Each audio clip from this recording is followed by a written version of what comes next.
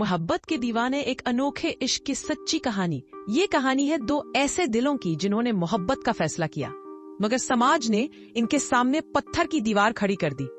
तीसरे ही दिन लड़की का मोबाइल तोड़ दिया गया और लड़के को घर से निकाल दिया गया। और फिर जो हुआ वो आपने शायद ही पहले कभी सुना होगा। ये महज एक कहानी नहीं, बल्कि एक हकीकत है जो दिलों को जोड़ती है। लाहौर की एक यूनिवर्सिटी लाइब्रेरी में आरफा और हामिद के हाथ एक ही किताब पर टकराए। वो किताब उनके दिलों के लिए एक पुल बन गई। आरफा सोशल एंथ्रोपोलॉजी की तालिबा और हामिद कंप्यूटर साइंस का तालिब इल्म, जिसकी आंखों में गांव की सादगी और शहर की चमक थी।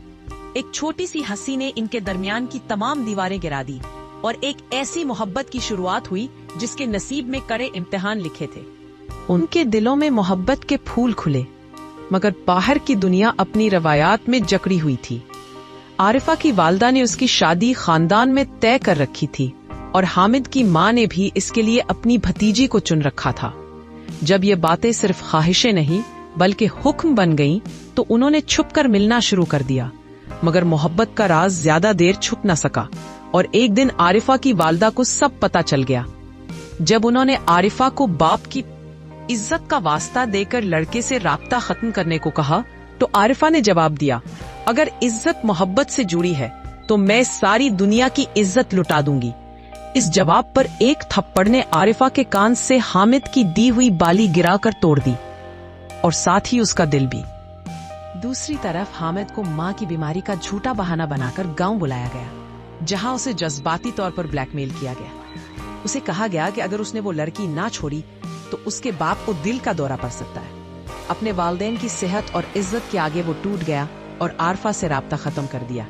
आरफा को बस एक खत मिला जिसमें सिर्फ 2 लफ्ज लिखे थे, मजबूर हूँ। इन अल्फाज ने आरफा को तोड़ने की बजाय लड़ने की ताकत दी और उसने अकेले ही जद्दोजहद करने का फैसला किया। यूनिवर्सिटी ने आरफा को स्कॉलरशिप खत्म करने की धमकी दी, मगर उसने हिम्मत नहीं हारी। उसने किसी तरह हामिद का नया नंबर हासिल किया और रात के 2 बजे उसे वीडियो कॉल की। हामिद ने बताया कि उसके घर वालों ने उसकी शादी की तारीख तय कर दी है। ये सुनकर आरफा ने मजबूती से कहा, अगर तुम शादी पर गए भी तो मैं वहां आकर रुकावट बनूंगी, मैं तुम्हें किसी और का नहीं होने दूंगी। यही वो लम्हा था जब उन्होंने भागकर शादी करने का फैसला किया, हालांकि उनके पास न पैसे थे और न कोई वसीला। हामिद के गांव में बारात आ चुकी थी और निकाह की रस्म शुरू होने वाली थी कि उसके मोबाइल पर आरिफा का मैसेज आया, अदालत पहुंचो। हामिद ने दिल की तकलीफ का बहाना किया और घर से निकल आया।